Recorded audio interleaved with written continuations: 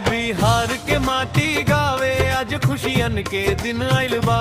यावल जून के शुभ बेला में लालू जी के जन्मदिन आ। गरीबन के आवाज बनले, जनता के सम्मान बनले, संघर्षों के राह पकड़ के लाखों दिल के शान बनले।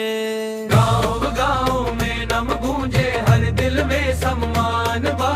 यावा जून के शुभ दिन बा, पूरा बिहार मगन बा।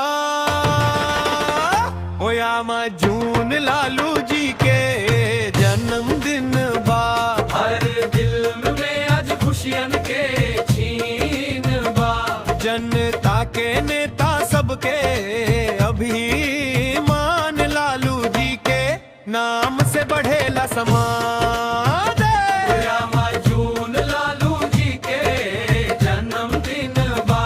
हर दिल में आज खुशियन के छीन बा।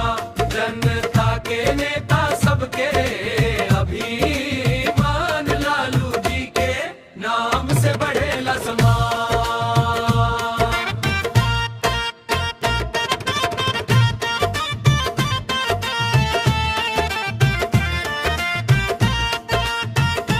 सादा जीवन उच्च विचार, जनता से रख ले प्यार पार।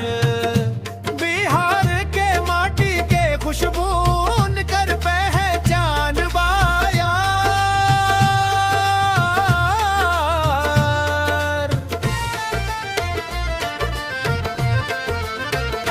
हर समर्थक दिल से बोले लालू जी जिंदाबाद। जन्मदिन के शुभ अवसर पर मिले ढेर सारा आशीर्वाद। यावा जून लालू जी के जन्मदिन बा। हर दिल में आज खुशियन के छीन बा। जनता के नेता सबके अभिमान लालू जी के नाम से बढ़ेला समाज। यावा जून लालू जी के जन्मदिन बा। हर दिल में आज खुशियन के छीन बा। जनता के नेता सबके अभिमान लालू जी के नाम से बढ़ेला समाज।